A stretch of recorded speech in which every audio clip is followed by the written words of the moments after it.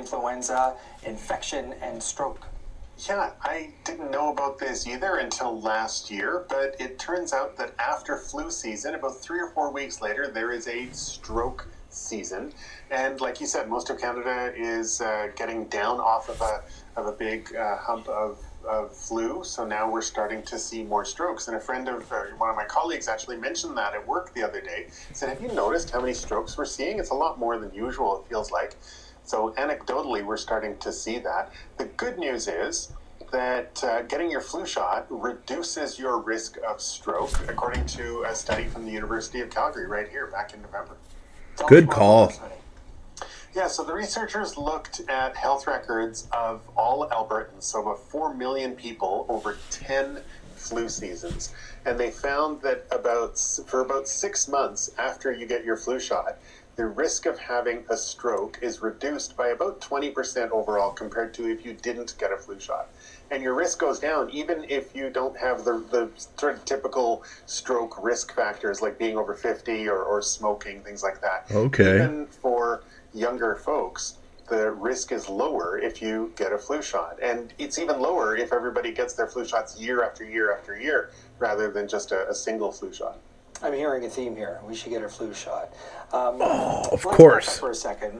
Can you explain what a stroke is and how getting a flu shot would lower the risk of having If one? they say it long enough, maybe you'll actually do it. Is when the blood supply to the brain is compromised for some reason. It's basically a plumbing problem in the pipes that supply blood to your brain.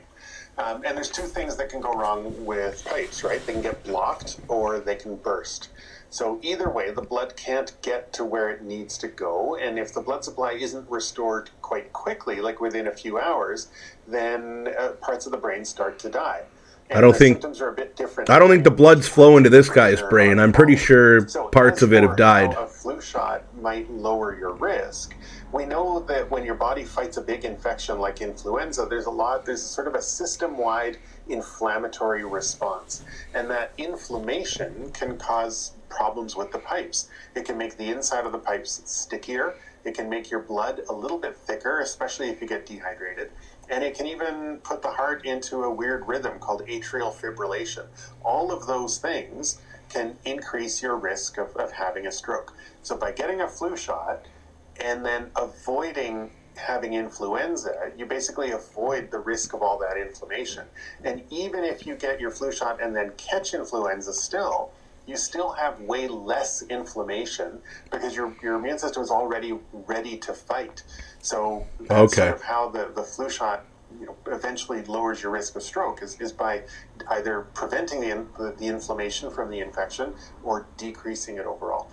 As we mentioned, the infection rate for flu is waning a bit. Is it still worth getting a flu shot at this point in the season? Absolutely. Yeah, absolutely. Of course. It's not too late. It's never too late. If you think of a slope, get about 15. Half the people get the flu, and on the upswing of the slope, and then we hit the peak, and then still about half the people will get an infection on the downslope of the peak of flu.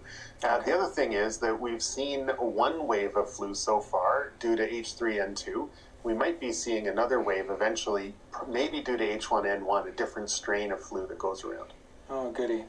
Let's return to the stroke and end on that note. How would a person know, Dr. Raj, if they or someone around them is having a stroke? So a couple things to remember. If you remember the word FAST, that's an acronym that people have come up with. F stands for face. So if your face is droopy on one side all of a sudden. A is arms. So if suddenly one arm is weaker than the other. S is speech. So suddenly, you're not able to speak properly, you're slurring your words, things like that. And T stands for time. If you see any of those things, it's time to call 911 because speed is of the essence here. Now, there can be other signs as well, like sudden confusion, sudden dizziness, things like that.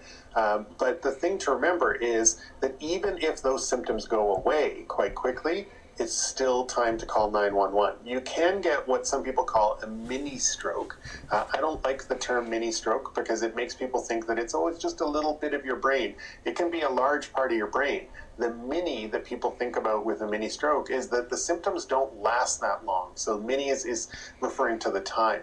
It's kind of like a pipe that gets plugged and then sort of unplugs itself, like when you flush a toilet and it's just about to overflow, but then it doesn't overflow.